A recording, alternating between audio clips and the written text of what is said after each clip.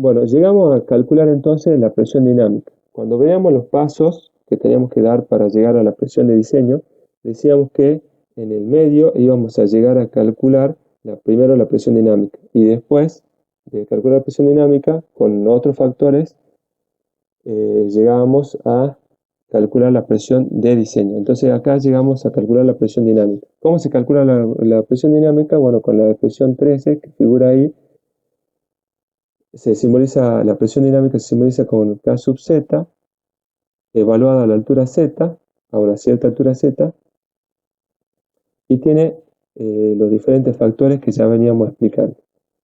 K sub d, el factor de direccionalidad del viento, K sub z, el coeficiente de exposición, K sub zt, el factor topográfico, Q sub h, la presión dinámica calculada mediante la expresión 13, a la altura media de la cubierta. O sea, es el Q que estamos diciendo, la presión dinámica, pero calculada a esa altura, a la altura media de la cubierta. B, la velocidad básica del viento y el factor de importancia que habíamos definido.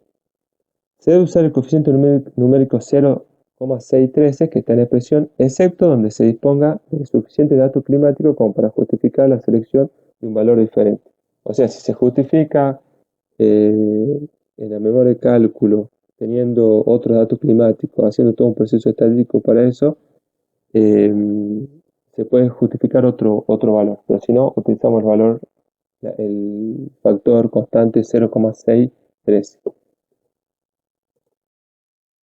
Bueno, pasamos a ver los coeficientes de presión y fuerza. Coeficiente de presión interna. Los coeficientes de presión interna, G por CPI, se determinan de la tabla 7, que veremos a continuación, en base a la clasificación de cerramientos que habíamos dicho anteriormente. O sea, nosotros habíamos clasificado a los cerramientos en abierto, cerrado o parcialmente cerrado. Con esa clasificación entramos a la tabla 7 y calculamos el coeficiente de presión interna.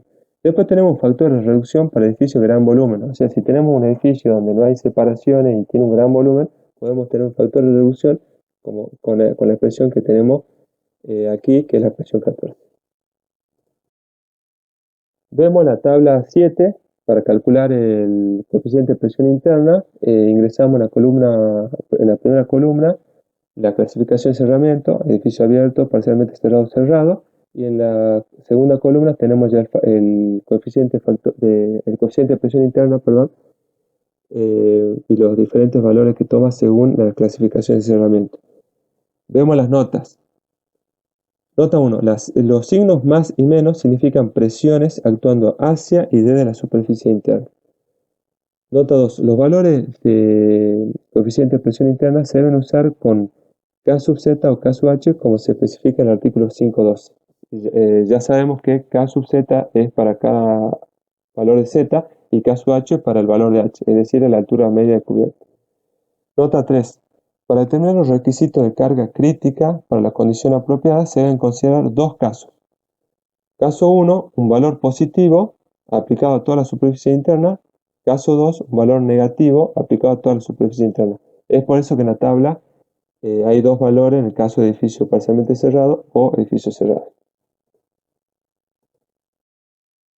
Saber los coeficientes de presión externa.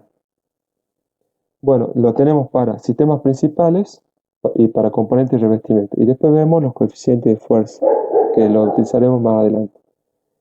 Para sistemas principales, los coeficientes de presión externa están dados en la figura 3 y tabla 8 que veremos a continuación.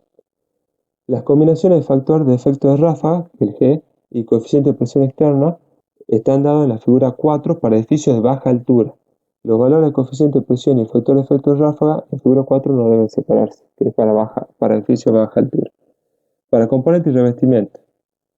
Las combinaciones del factor de efecto de ráfaga y el coeficiente de presión externa para componente y revestimiento están dados en las figuras 5 a 8 que veremos a continuación, la explicaremos. Los valores de coeficiente de presión y el factor de efecto de ráfaga no deben separarse. Y bueno, el coeficiente de fuerza que también lo explicaremos más adelante. Pasamos a definir la altura media de cubierta, H, que lo utilizamos bastante en lo que sigue. La altura media de cubierta, que se simboliza con la letra H minúscula, es el promedio entre la altura del alero y la altura del punto más elevado de la superficie de cubierta, excepto que para ángulos de cubiertas menores o iguales a 10 grados, la altura media de cubierta directamente es la altura del alero.